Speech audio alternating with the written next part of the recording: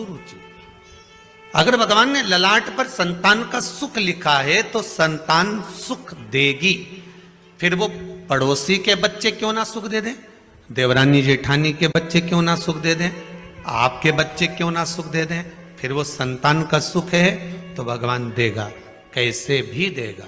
और अगर ललाट पर भाग्य में संतान का सुख नहीं है तो तुम चाहे किसी की भी औलाद को लेकर गोदी में बिठा लो, चाहे किसी का भी खर्चा उठा लो, जब भगवान ने तुम्हें अपनी नहीं दी और वो सुख से वंचित क्यों रखा, संतान के सुख से वंचित क्यों रखा, जब सारी दुनिया को औलाद दी, सारी दुनिया को संतान दी, तो तेरी गोदी खाली क्यों रह गई।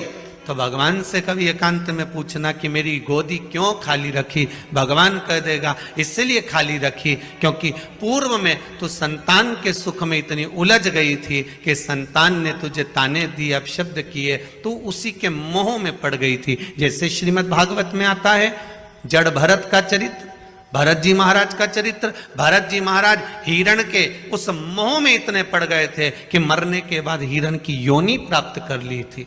तू उस मोह में ना पड़ जाए। अब की बार तेरा मानव का जो शरीर है वो आखिरी मिला है, इसके बाद तेरा जन्म मनुष्य का नहीं होगा, इसलिए मैंने तुझसे संतान के सुख को खींच लिया है जिससे तू भगवान की भक्ति में डूब जा, शिव के स्मरण में डूब जा, राम नाम कृष्ण नाम में डूब जा। जितनी भगवान की भक्ति करेगी इसके बाद तेरा जन्म नहीं है, इसके बाद तो तू मेरी हो जाएगी, इसके बाद तू परमात्मा की हो जाएगी, फिर तेरा कोई जन्म नहीं है।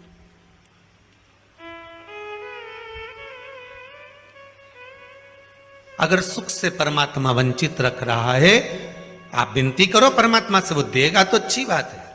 आप निवेदन करके जाओ भगवान से, वो गोदी भर दे आपकी तो अच्छी बात है, कोई दिक्कत नहीं। पर अगर सुख से, किसी भी सुख से परमात्मा ने वंचित रखा है तो उसमें कुछ ना कुछ भाग होगा।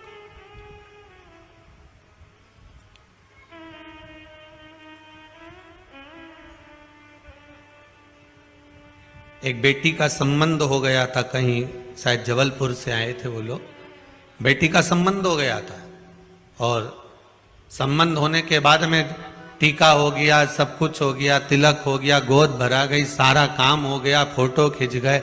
उसके बाद मालूम पड़ा कि छोरा कहीं गलत संगत में पड़ा होगा, किसी की संगत में पड़ा होगा और वो संबंध टूट गया। शादी अभी नवंबर में थी उसकी माँ आई थी शायद, अब गई होगी है कि नहीं आप पता नहीं। तो आंखों से आंसू बह रहे थे, मेरी बेटी का संबंध टूट गया। लड़का ऐसा निकला, हमने कहा पूजन किसकी करती थी तुम्हारी बेटी, कहा देव अधिदेव महादेव की करती थी, शंकर जी की कृपा हुई थी।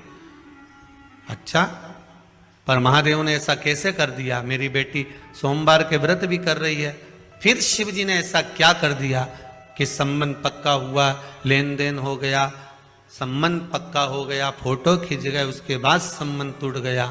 तो हमने कहा बस, अगर बाबा ने संबंध पक्का कराया और बाबा ने तोड़ा है तो बाबा को जो अच्छा लग रहा होगा, हो सकता है तुझे अब मालूम पड़ा कि ये लड़का किसी दूसरी लड़की से लगा है और ये शादी के बाद मालूम पड़ जाता, तब क्या कर लेती। बाबा ने पक्का कराया ना, बाबा छुड़वा दे। और शादी की तारीख जो तेरी निकली हुई है फरवरी की, उसको निकली रहने दे,